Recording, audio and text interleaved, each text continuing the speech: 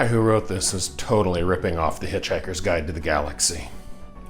Welcome to the Time Treadmill. I'm Ron, and these are my sweaty thoughts about Doctor Who.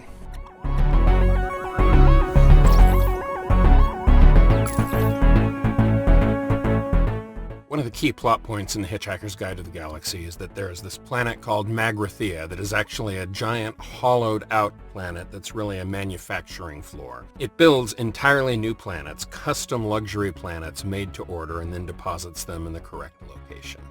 Now, in the pirate planet, it's just the inverse. The titular pirate planet is a giant mining facility that teleports from place to place. It teleports in around entire other planets, breaks them down into their core minerals for a huge profit, and then moves on to the next planet. The link between the two is brutally obvious, and that's not surprising because both were written by Douglas Adams. Pirate Planet is the one and only broadcast Doctor Who story with a sole writing credit by Douglas Adams. Now, he did write Shada, the most infamous story in the entire history of classic Doctor Who, and I'll get to Shada in a couple of weeks. Douglas Adams also became script editor for the following season of Doctor Who, and he co-wrote The City of Death, one of the greatest stories in classic Doctor Who history, although broadcast under a pseudonym, so his involvement wasn't widely known at the time. The thing with the Pirate Planet is an amazingly complex story,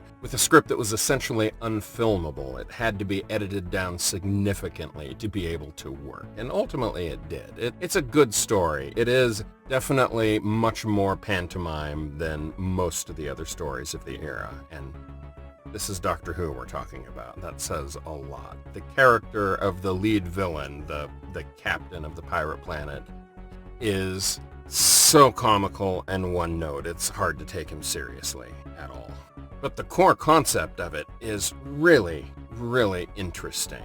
And I think it's a good first attempt by Douglas Adams for writing Doctor Who. His other two stories far, far outstrip this one, but it's not bad. As far as similarities between this and Hitchhiker's Guide, it's worth noting that while this story was in production, Douglas Adams sold the script for the original Hitchhiker's Guide radio series to the BBC and began that entire legendary franchise. It's not surprising at all that there were a couple of things in this particular story that were later mined for Hitchhiker's Guide.